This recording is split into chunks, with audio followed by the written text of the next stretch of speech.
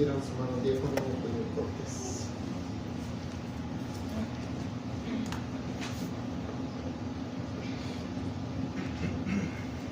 Amada Iglesia de Dios, paz a vosotros. A vos paz. Tenga la bondad de acomodarse, hermanos, gracias. Siempre es un privilegio, hermanos, el poder compartir con ustedes la bendita palabra de nuestro Dios, tener esta oportunidad que nuestro Dios nos da de poder hacer uso de este sagrado volumen. En unas oportunidades anteriores habíamos hablado con el propósito de conocer a nuestro Dios, porque es necesario que si nosotros servimos a un Dios, nosotros le conozcamos, sepamos quién es, sepamos de qué cosas aprueba y de qué cosas no aprueba, porque después venimos a ser nosotros portavoces de nuestro Dios. Y si hablamos cosas que son contrarias a lo que Dios aprueba, entonces no seríamos buenos portavoces, no seríamos buenos transmisores del mensaje de nuestro Dios si dijéramos que Dios aprueba ciertas cosas que Él ciertamente no aprueba. Y uno de los pasajes de la Escritura que nos ayuda a conocer a nuestro Dios es el pasaje que hemos venido viendo en porciones, que es Proverbios capítulo 6, versos del 16 a el 19, que nos habla de 6 cosas que aborrece Jehová y aún 7 que abomina su alma, cosas que son aborrecibles y abominables delante de Dios, y que nosotros debemos de tener cuidado de no caer en ellas, ni aprobar de ellas, ni ser cómplices de ellas. Entonces, habíamos visto que estas 6 cosas, y tomando en cuenta la última, vienen a ser 7 cosas abominables delante de nuestro Dios. Habíamos visto los ojos altivos y lo que la palabra de Dios dice de ellos. Habíamos visto la lengua mentirosa también, y la desaprobación de parte de nuestro Dios, las sentencias acerca de esto. Y nos corresponde la siguiente, que es muy delicada. ¿Y cuál sería, hermanos? Las manos derramadoras de sangre inocente. Ese es el título del tema que quiero compartir con ustedes hoy en esta tarde, en esta secuencia de temas en base a Proverbios 6 del 16 al 19. Quiero que me acompañen a ubicar una lección que he seleccionado como mi lectura base, que se encuentra en el libro del Levítico capítulo 20. Me gustaría que me acompañara a leer del verso 1 al verso 5 y que me indique que lo tiene, poniéndose de pie si es tan amable. Levítico capítulo 20, versículos del 1 al 5. Vamos a leerlo todos juntos, siendo que solamente son 5 versículos.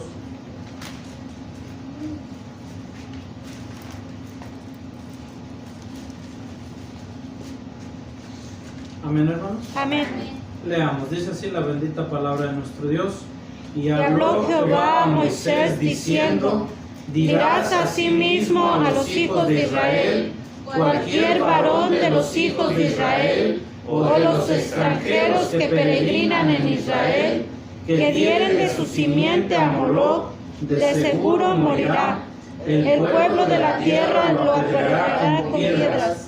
Y yo pondré mi rostro contra el tal varón, y lo cortaré de entre su pueblo, por cuanto dio de su simiente a Moloc, contaminando mi santuario y amancillando mi santo nombre. Que si escondiera el pueblo de la tierra sus ojos de aquel varón que hubiera dado de su simiente a Moloc para matarle, entonces yo pondré mi rostro contra aquel varón y contra su familia, y lo cortaré de entre su pueblo con todos los que fornicaron en pos de él, prostituyéndose con Moloc. Amén. En sus lugares, amados hermanos, tan amables. Vemos aquí una parte de lo que se le está advirtiendo al pueblo de Israel en aquella antigüedad. Y nosotros podemos ver, y si nosotros pues prestáramos oído a mensajes equivocados, podríamos creer otra cosa que no es, porque hay algunos que se hacen llamar eruditos y expertos en el tema, que dicen que el pueblo de Israel era solamente una de tantas tribus que habitaban en lo que era Canaán, y que de entre esas tribus pues ellos surgieron y fueron adquiriendo poder y se apoderaron de la tierra, y es la manera que ellos lo explican. Obviamente es una manera deliberada de ir en contra de la palabra de Dios, eso es bastante claro, porque si usted recuerda, según la palabra de nuestro Dios y según la historia también, la que es verídica, nos dice que el pueblo de Israel no estaba en Canaán, sino que estaba en la tierra de Gosén, en Egipto, que ellos formaban parte, ellos eran una minoría de lo que era la nación poderosa de Egipto de aquel tiempo. Y decimos una minoría porque los egipcios se habían encargado de no mezclarse con ellos, ¿sí? Y entonces de tenerlos a ellos aparte, y que por ser de una familia ganadera pues los tenían como personas inferiores, como en estos tiempos se podría decir ciudadanos de segunda clase, que no tenían los mismos privilegios y derechos que los egipcios. De ahí salió el pueblo de Israel y llegó a una tierra de Canaán. En esta tierra de Canaán, y la razón por la que lo menciono y la razón por la que se relaciona directamente con nuestro tema de hoy en esta tarde, que es las manos derramadoras de sangre inocente, era por algo que modernamente ya es un crimen y que se le ha puesto de nombre infanticidio. ¿Sí han escuchado de esto? El infanticidio no es ninguna cosa más que la muerte intencional de un niño, ¿sí? de un infante, para ser más específico. Eso es lo que se considera como un infanticidio. Ahora, en nuestros tiempos, gracias a Dios, en lo que es ya gran parte de lo que es el hemisferio del oriente, del occidente, perdón, todo lo que es el occidente, es rotundamente condenado este crimen. No se permite en gran parte de nuestras naciones de acá del hemisferio del occidente. Sin embargo, todavía en el oriente, en algunos lugares reclusos, todavía se practica esto. Pero en la antigüedad, aunque nos sorprenda, el infanticidio era algo muy común, bastante común. Antes de lo que era la era del Renacimiento en la antigua Europa, y más en los tiempos del paganismo, cuando el paganismo estaba en su pleno apogeo, en todas partes del mundo no había un solo lugar que estaba exento de este horrendo crimen que es el infanticidio. Matar a niños, matar a recién nacidos, era algo muy común. Principalmente en Europa se hacía por las razones de que las familias miraban que había más prosperidad en la familia cuando tenían un hijo varón.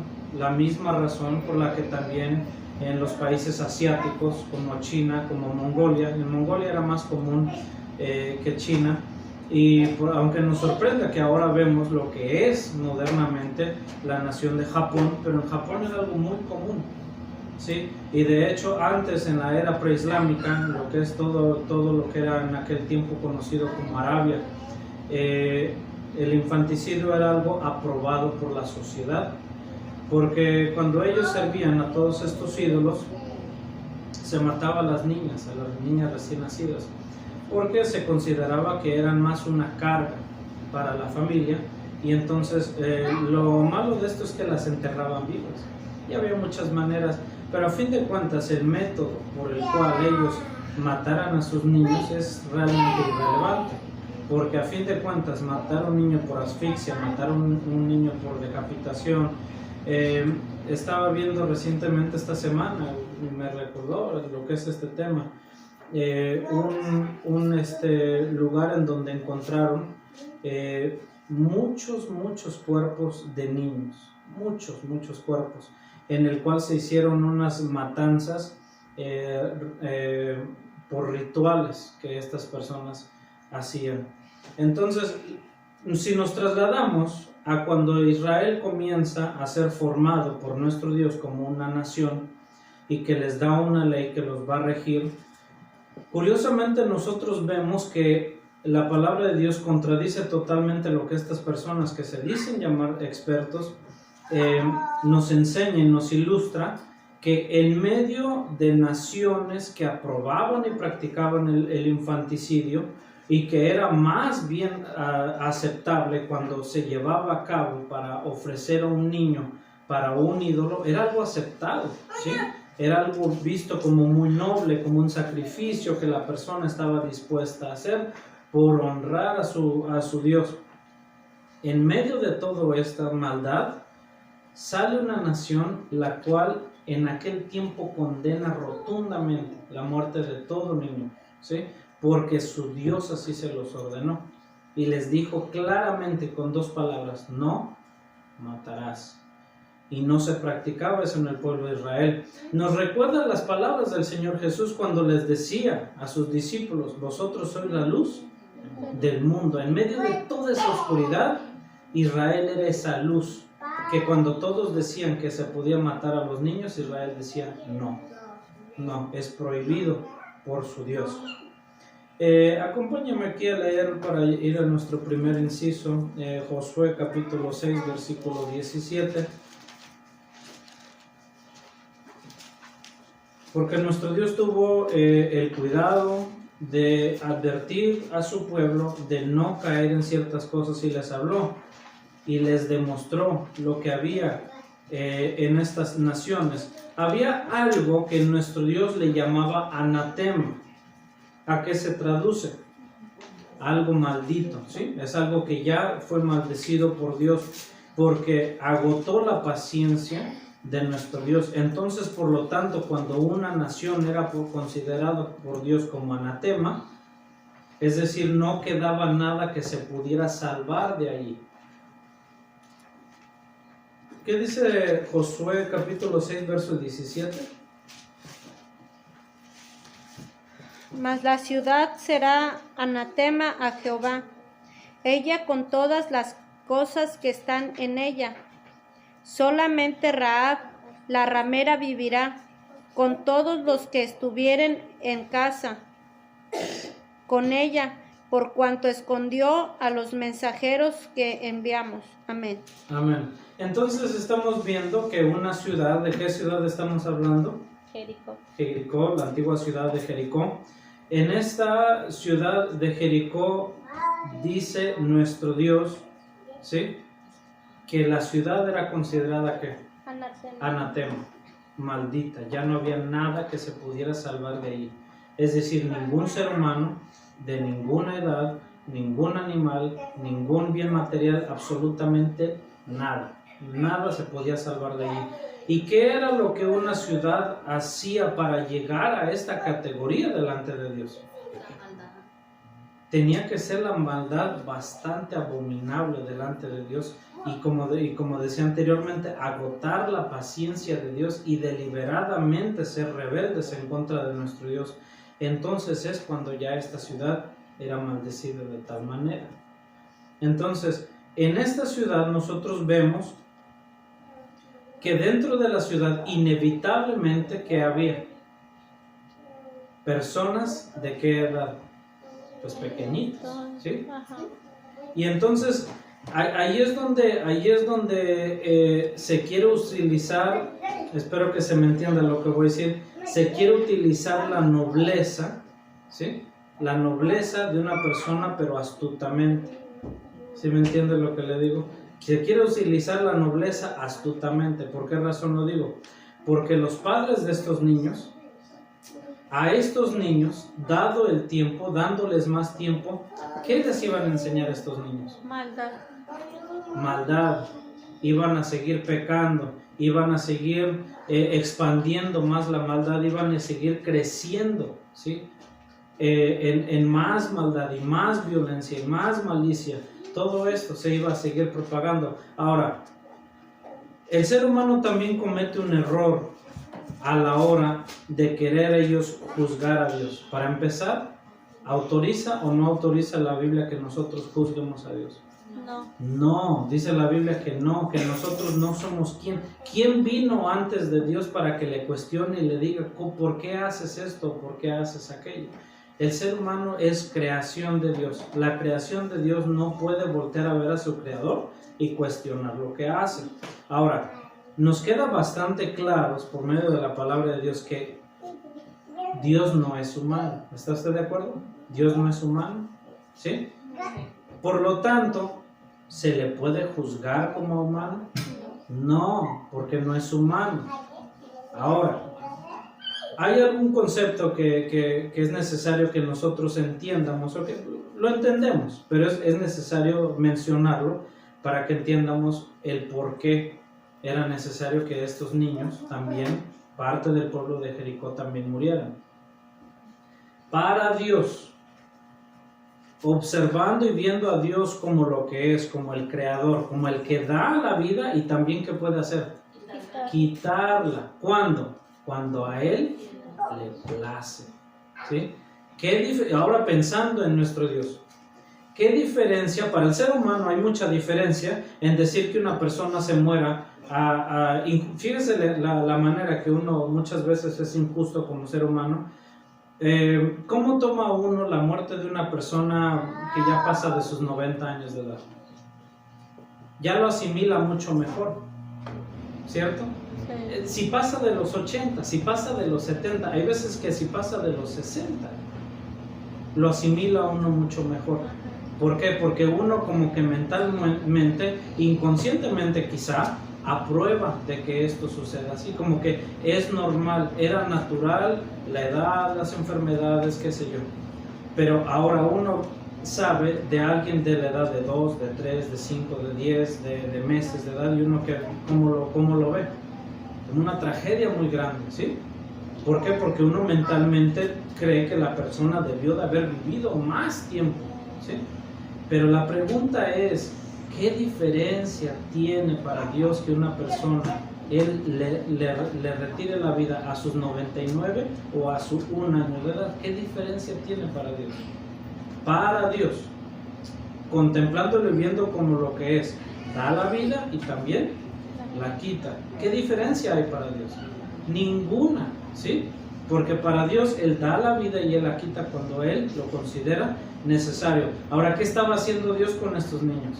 Salvándolos. Viendo lo que la palabra de Dios dice, basándonos estrictamente, no yendo de que yo pienso, yo siento, porque la palabra de Dios no nos pregunta qué piensas o qué sientes. Nos dice, esto es lo que Dios ha dicho y en eso nos basamos y sobre eso nosotros enseñamos. Dice la palabra de Dios que el niño tiene o no tiene maldad. El niño no tiene maldad, por lo tanto estos niños, ¿sí?, eran retirados de esta tierra antes de seguir cayendo en esta maldad. Era un tipo de rescate, si usted lo quiere ver así. Entonces es necesario que nosotros los veamos. Formaban parte de este linaje y nuestro Dios, para que nosotros como ser humano lo entiendamos, muchas veces compara a estos pueblos con la vegetación. ¿Qué pasa si nosotros a una planta o a un árbol lo cortamos de cierta altura? Lo más probable es que vuelve a brotar. Si lo cortáramos de casi del tronco, lo más probable es que vuelve a brotar. Pero ¿qué pasa cuando esa planta o ese árbol se desarraiga con todo y su raíz? Vaya la palabra, desarraigar es arrancar con todo y raíz. Ya no queda nada de eso. Entonces, suponiendo que nosotros damos el brazo a torcer a la supuesta nobleza del ser humano, que no es más que una excusa, pero que damos lugar a esta nobleza del ser humano y decir, ¿por qué nos salvaban esos niños? Esos niños crecen ¿con qué? Con un rencor y con un odio y se hace un mal peor, ¿sí? Sin embargo, se desarraiga todo ese pueblo queda como ejemplo para las demás naciones. Bueno, seguimos adelante. Ayúdame a leer el primer libro de Samuel, capítulo 15, versos del 1 al 3 y 21. Primer libro de Samuel, capítulo 15, versos del 1 al 3 y después el verso 21. Y Samuel dijo a Saúl: Jehová me envió a que te ungiese por rey sobre su pueblo, Israel. Oye pues la voz de las palabras de Jehová. Así ha dicho Jehová de los ejércitos: acordóme de lo que hizo Amalec a Israel, que se le opuso en el camino cuando subía de Egipto. Ve pues y hiere a Amalec, y destruiréis en él todo lo que tuviere, y no te apiades de él. Mata hombres y mujeres, niños y simientes, vacas y ovejas, camellos y asnos. ¿Y el verso qué, hermano? 21. Mas el pueblo tomó del despojo ovejas y vacas, las primicias del anatema, para sacrificarlas a Jehová tu Dios en Gilgal. Amén. Amén. Bueno, el pueblo de Amalec también era otro pueblo, anatema, ¿sí? Era otro pueblo que había sido ya maldecido por nuestro Dios. Y otra vez empieza el ser humano, querer ser astuto, querer ser muy noble, querer ser más justo que Dios. Dice la palabra de Dios: ¿hay alguien que sea más justo que Dios? No lo hay, y menos el ser humano. El ser humano no es quien para creerse más justo que Dios. Ni los hombres más justos de la palabra de Dios no se consideraban más justos que Dios. Menos una persona que vive en necedad y que vive en pecado. Pero estas personas también quieren opinar y quieren decir que acerca de que porque solo por no dejar pasar a Israel, lo mismo como se excusa hoy en día, ¿sí? Un grupo terrorista lanza más de 2,000 misiles a un lugar, pero ese pueblo es defendido por los medios de comunicación y por muchos políticos, y no es nada nuevo. El ser humano siempre se ha querido aparentar ser noble cuando no lo es. Entonces dicen, solamente porque Amalec no dejó pasar al pueblo de Israel, ahora Dios lo quiere exterminar. No, el no dejar pasar al pueblo de Israel fue el colmo, ¿sí? El pueblo de Amalec era un pueblo idólatra que vivía en maldad, y que Israel no le iba a hacer ningún mal al atravesar su tierra y llegar al lugar a donde iba, ¿sí? Entonces el pueblo de Amalec también cayó en esta categoría de ser un pueblo anatema delante de Dios. No había nada rescatable en este pueblo, y volvemos a mencionar estos niños que mueren en este lugar, que debieron de haber muerto, porque Saúl les perdona la vida, pero los toma como esclavos. Entonces fue rebeldía de parte de Dios. Ahora, miremos una cosa también. Si hubiera Saúl ejecutado las órdenes de Dios como Dios lo ordenó, ¿sí? ¿Sobre quién es el que toma esta decisión? ¿Quién se hace responsable de esta decisión? Dios. Él fue el que lo ordenó. Dios fue el que lo ordenó, por lo tanto Dios se hace responsable de esto que él estaba pidiendo de él. Sin embargo, vemos que ya Saúl fue rebelde en contra de nuestro Dios. Esto es lo que pasa cuando ya una nación cae en esta categoría delante de Dios como anatema. Vamos a nuestro siguiente punto, que redondea más o menos en lo mismo. Génesis capítulo 18 versos 20 y 21. La muerte de los niños cuando es por orden de Dios.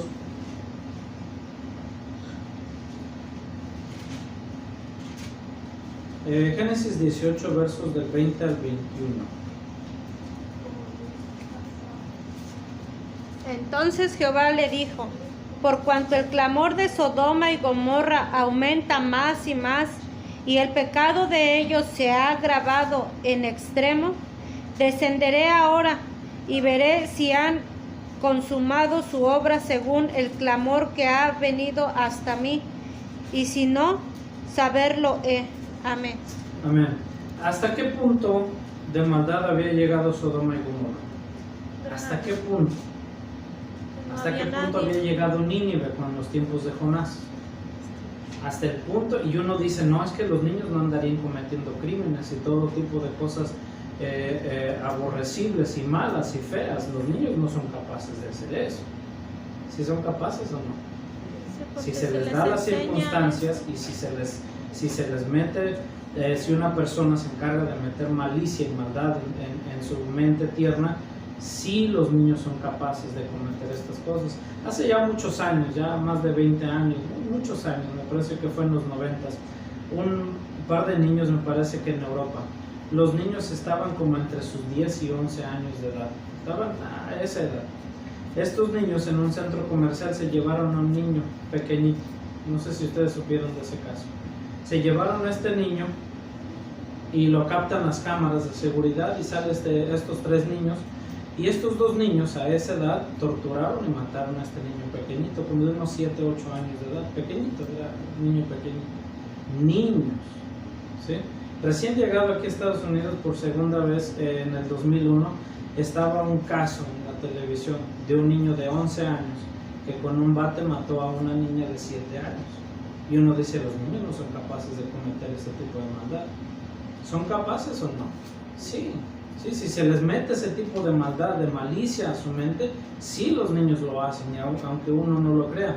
En Brasil, allá en Río de Janeiro, si uno va con un teléfono en la mano o va con joyería que se vea, que sea visible, lo más probable es que lo vayan a asaltar, que le vayan a robar.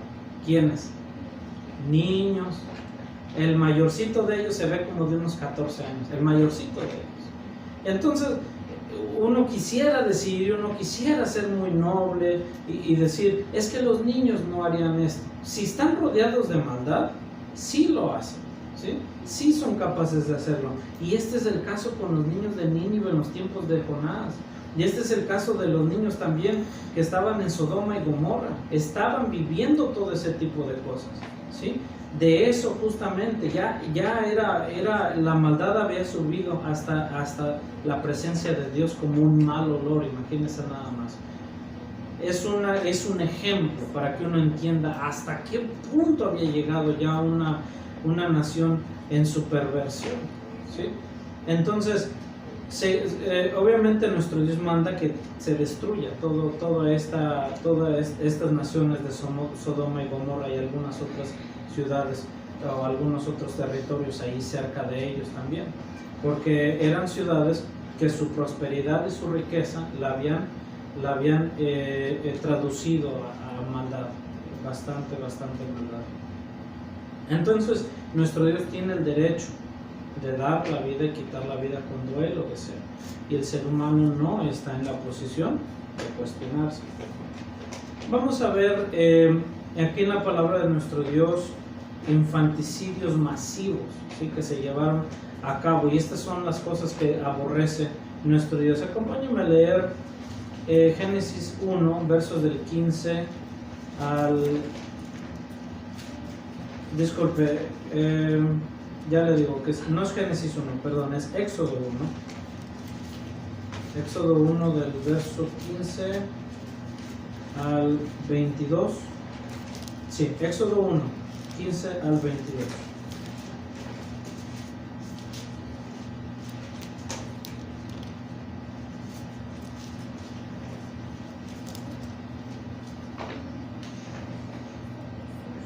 Amén, hermanos. Amén.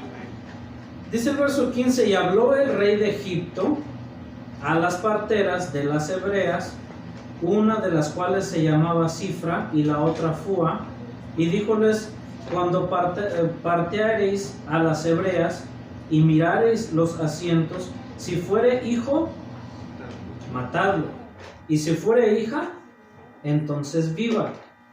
Mas las parteras temieron ¿a quién? A Dios. A Dios. Fíjese, qué bueno por el pueblo de Israel que estas mujeres temieron más a Dios que al faraón y todos sus miles de ídolos que tenían. Dice, y no hicieron como les mandó el rey de Egipto, sino que reservaban la vida a los niños.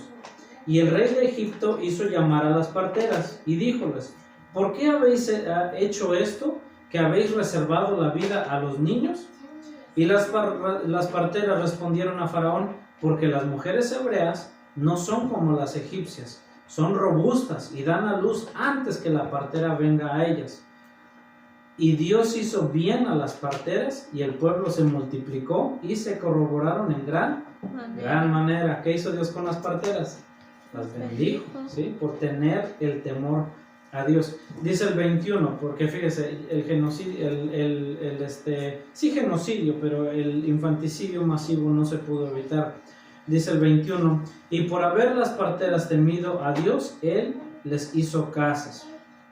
Verso 22, entonces Faraón mandó a todo su pueblo, ya no a las parteras, sino a todo su pueblo, diciendo, echad en el río todo hijo que naciere y a toda hija, reservad la vida. Si un genocidio ya es bastante mal, ya es bastante abominable delante de Dios, exterminar a un pueblo, a una raza, a una nación, exterminarla por la razón que sea. Ahora imagínese un infanticidio masivo. ¿Qué culpa tenían estos niños del pueblo de Israel? ¿Qué culpa tenían estos niños? Y no estoy acudiendo, mire que no estoy acudiendo a la nobleza, a la falsa nobleza del ser humano, sino que realmente estos niños que vivían en maldad, ¿sí? Eran niños que cometían violencia y todo como los demás niños de las otras naciones violentas. No. Sus padres les enseñaban cosas indebidas o malas delante de Dios. ¿Era un pueblo abominable? No, era un pueblo que tenía temor de Dios. Entonces, la razón por la que se estaba cometiendo este infanticidio era única y solamente por razones políticas, ¿sí? Porque no querían que el pueblo de los hebreos, que era minoría, llegara a ser la mayoría. Eso se hace en estos tiempos. Esto se lleva a cabo por muchas naciones en las cuales no quieren que las minorías lleguen a ser mayorías. Recuerdo un caso en un país de Darfur que se cometió esto, un genocidio horrible. Y también en un país que se llamaba Ruanda, se llama Ruanda y todavía existe. Ruanda estuvo bajo el dominio de Bélgica mucho tiempo y separó, mire lo malo que es hacer esto, separó a las personas y formó dos tribus que no existían, ¿sí? Formó una tribu de personas altas, de buen parecer, y las puso en posiciones políticas, y a todos los demás los hizo como ciudadanos de segunda clase. Cuando se retira Bélgica del poder y deja a Ruanda en su total poder, en una total autonomía, a los que les había tratado mal, los puso en poder. Y entonces ellos se tornaron con los que los que Bélgica había formado y que los había puesto en posiciones políticas, y comenzó un genocidio muy feo.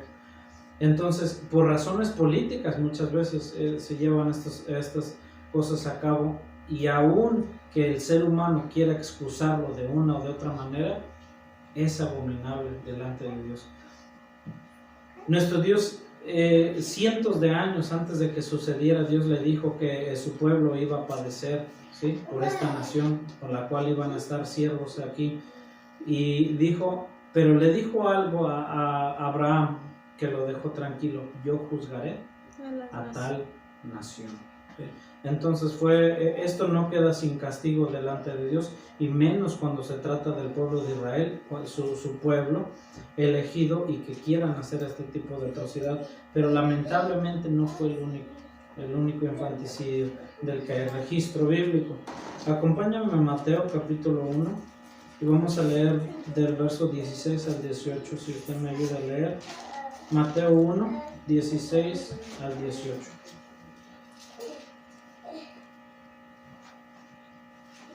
Disculpe, Mateo 2, perdón.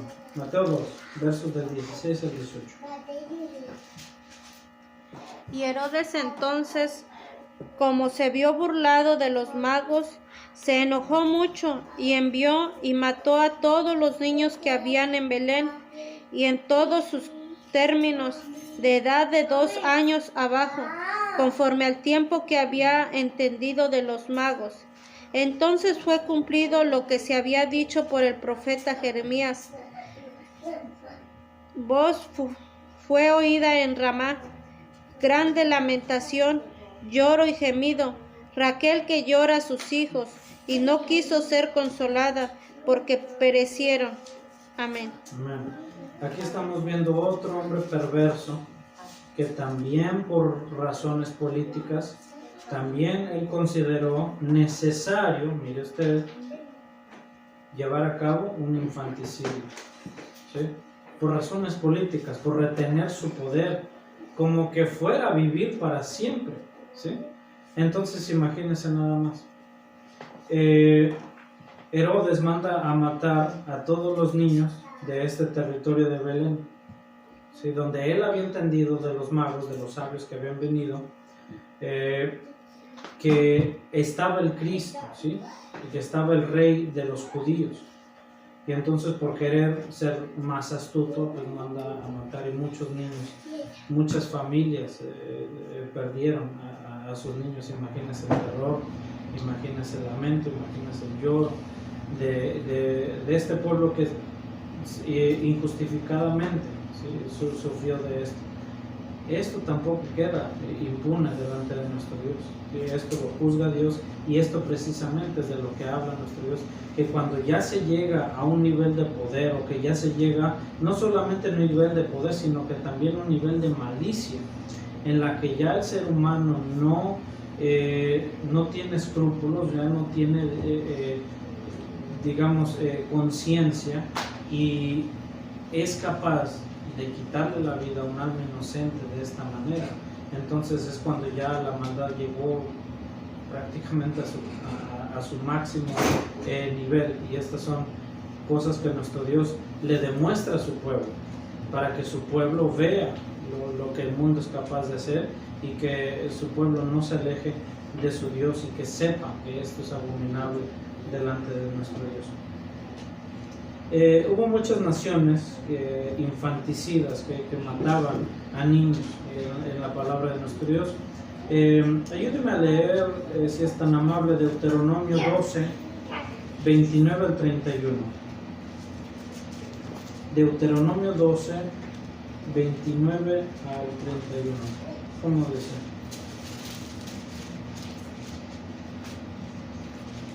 Cuando hubieres devastado delante de ti Jehová, tu Dios, las naciones a donde tú vas para poseerlas, y las heredares y habitares en su tierra, guárdate que no tropieces en pos de ellas, después que fuere destruida delante de ti.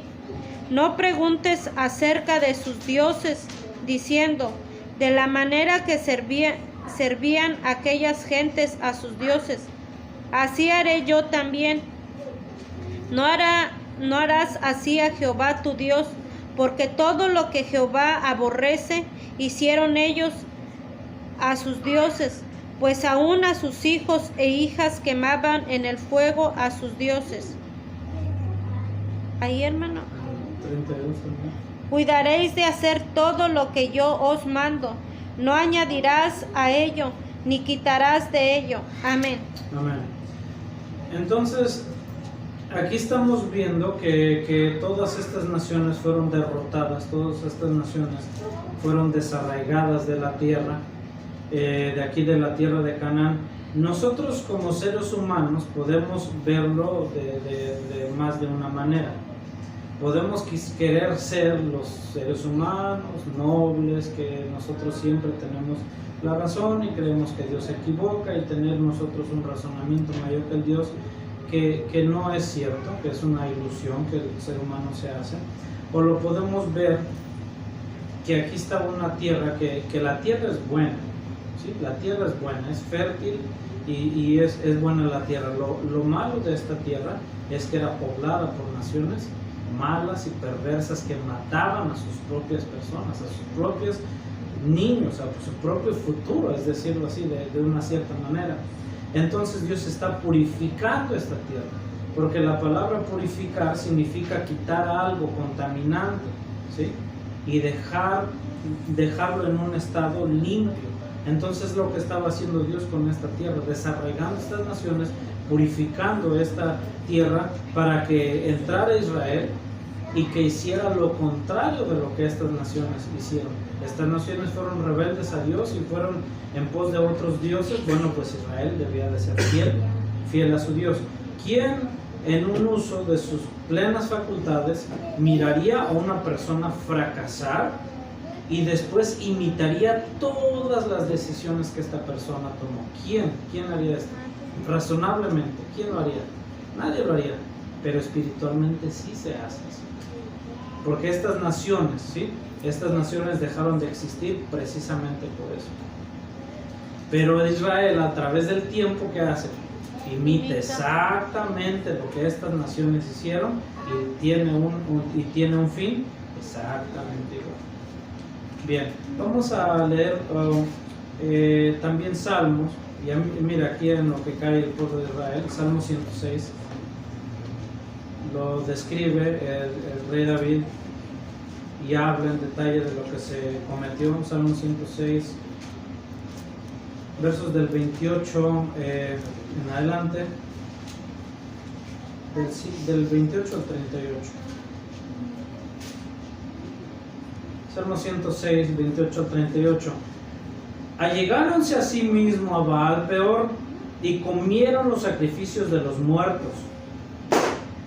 Eso de los sacrificios a los muertos, nosotros podríamos pensar que es algo nuevo. ¿Es algo nuevo? No, es algo muy antiguo y no tiene raíz bíblica, es decir, no tiene raíz en algo que se hace a Dios o que Dios lo apruebe. No. 29. Y ensañaron a Dios con sus obras y desarrollóse la mortandad en ellos. Entonces se levantó Finés e hizo juicio y se detuvo la plaga y fuele contado a justicia de generación en generación para siempre. También me irritaron en las aguas de Meriba e hizo mal a Moisés por causa de ellos, porque hicieron revelar su espíritu como lo expresó con sus labios. No destruyeron los pueblos que Jehová les dijo. Antes se mezclaron con las gentes y aprendieron sus obras y sirvieron a sus ídolos, los cuales les fueron por ruina, y sacrificaron a sus hijos y sus hijas a los demonios, y derramaron la sangre inocente, la sangre de sus hijos y sus hijas, que sacrificaron a los ídolos de Canaán, y la tierra fue contaminada con sangre. Lo que Dios había hecho de purificar esta tierra, otra vez Israel llega y lo vuelve a contaminar de la misma manera. Vuelvo a repetir, nadie en pleno uso de sus facultades imitaría las acciones de una persona que fracasó. Entonces, pero espiritualmente muchas veces sí se hace así, ¿sí? Pensando que tal vez yo voy a ser más astuto que el otro que fracasó, y no, ¿sí? Decía el predicador, lo que es, ya fue, no hay nada nuevo debajo del sol. Bien, el pueblo de Israel tuvo sus advertencias. Mire Deuteronomio 12:31, para que nosotros no digamos que pues todo esté mal, vino a Israel sin que ellos lo supieran. No, a ellos se les advirtió. Alguien que me ayude con Deuteronomio 12:31 y alguien más con Levítico 18:21. No harás así, dice Jehová tu Dios, porque todo lo que Jehová aborrece hicieron ellos a sus dioses, pues aún a sus hijos e hijas quemaban en el fuego a sus dioses. Amén. Amén. ¿Lo tenían advertido ellos? Sí, lo tenían advertido, sí lo sabían. No eran inocentes en esto. ¿Qué dice Levítico 18:21? ¿Quién lo tiene? Dice, y no des de tu simiente para hacerla pasar por el fuego a Moloc, ni contamines el nombre de Dios, yo Jehová. Amén.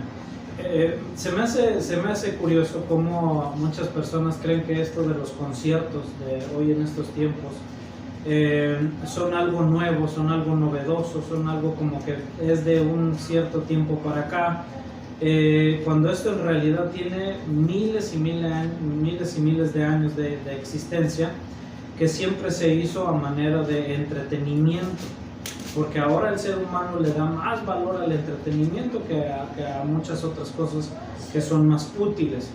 Entonces, el pueblo salía, las naciones estas que adoraban a Baal y que adoraban a Moloch, que viene siendo el mismo ídolo con diferente representación según la nación,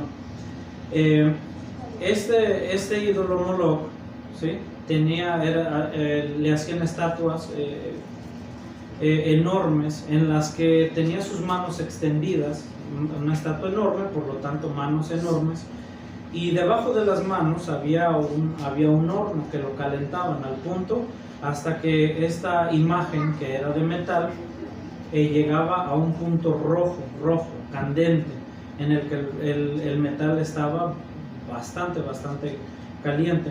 Entonces el sacerdote de Baal o el sacerdote de Moloch tomaba a los bebés que el mismo pueblo voluntariamente traía para sacrificar, y entonces cuando iban a poner al bebé en las manos candentes de este ídolo, ¿ustedes creen que había un silencio total?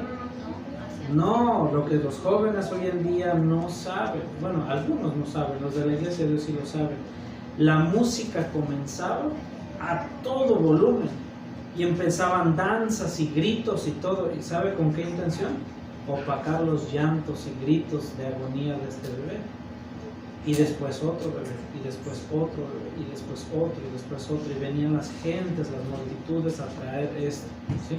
Después el pueblo de Israel, con ese olor de sus hijos, del humo de sus hijos, iba a sacrificar a Dios. Como que esto no fuera algo que fuera a irritar a Dios. Entonces imagínense, el pueblo de Israel se le advirtió acerca de estas cosas.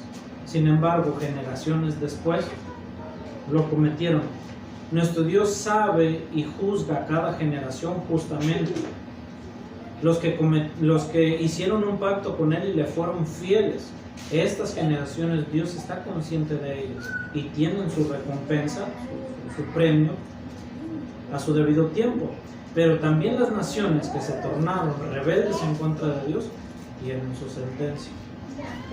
Aquí más adelante ayúdame a leer, vamos a leer lo que es nuestra lectura base, que es Levítico capítulo 20 del 1 al 5, porque hay advertencia de parte de nuestro Dios, y cuando hay advertencia debería de haber suficiente conocimiento para evitar un mal, una equivocación, un error, un pecado. Dice el verso 1 al 5, Levítico 20 del 1 al 5: y habló Jehová a Moisés diciendo, dirás asimismo a los hijos de Israel, cualquier varón de los hijos de Israel o de los extranjeros que peregrinan en Israel, que diere de su simiente a Moloch, de seguro morirá. El pueblo de la tierra lo apedreará con piedras. ¿Por qué habla acerca de un varón? Porque en la escritura, ¿sí?, en una familia al que se responsabiliza principalmente espiritualmente es a quién, al varón. Dice el verso 3: y yo pondré mi rostro contra el tal varón y lo cortaré de entre su pueblo, ¿sí? Aún ya muerto no iba a ser considerado del pueblo de Dios. Fíjese nada más. Por cuanto dio de su simiente a Moloch. ¿Qué es de su simiente? ¿Qué significa esto? A sus propios hijos los entregó a muerte, contaminando mi santuario y amancillando mi santo nombre. Ahí para que nosotros veamos el tercer mandamiento presente, ¿sí? ¿Cómo es de que se blasfema el nombre de Dios? Bueno, ahí ese es un ejemplo. Verso 4: que si escondiera el pueblo de la tierra sus ojos de aquel varón que hubiera dado de su simiente a Moloch para no matarle, entonces yo pondré mi rostro contra aquel varón y contra su familia, y le cortaré de entre su pueblo con todos los que fornicaron en pos de él, prostituyéndose con Moloch. Entonces los que ven esto y no hacen nada al respecto, ¿los considera Dios cómplices? Sí, los considera cómplices. Imagínense nada más. Es algo serio. Dios advirtió a su pueblo para que no cayeran en esta gran maldad y lo sigue haciendo hasta hoy en día. Vamos a nuestro punto último, hermanos, que también lo que nos corresponde hoy en día es que nosotros no llevemos, no derramemos sangre inocente y no seamos culpables de una muerte también espiritual. Eso es lo que nos corresponde a nosotros hoy en estos tiempos. Mateo 18, versículo 7.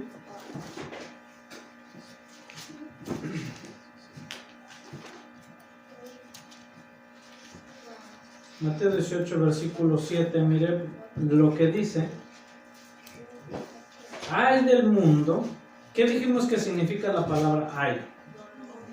El lamento por una sentencia o un castigo que viene, ¿sí? El lamento por un castigo que viene. Ay del mundo por los escándalos, porque necesario es que vengan escándalos, ¿sí? ¿Escándalos va a haber?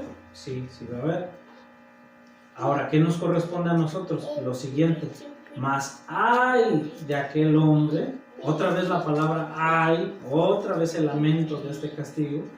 Ay de aquel hombre por el cual viniera el escándalo. Nosotros debemos de ser personas escandalosas, personas que causen escándalo en el pueblo de Dios. No, ¿eso qué va a causar con estas almas recién nacidas? Con estas almas recién llegadas al seno del pueblo de Dios. Muerte, ¿sí? Muerte espiritual. ¿Y vamos a ser culpables nosotros de ellos si nosotros contribuimos a este escándalo? Sí, también vamos a ser responsables de esto. Nos corresponde a nosotros tener cuidado de esto, que no seamos nosotros los causantes de los escándalos. Por último, vamos a leer segunda carta a los Corintios, capítulo 6, versículo 3. Segunda carta a los Corintios, capítulo 6, versículo 3.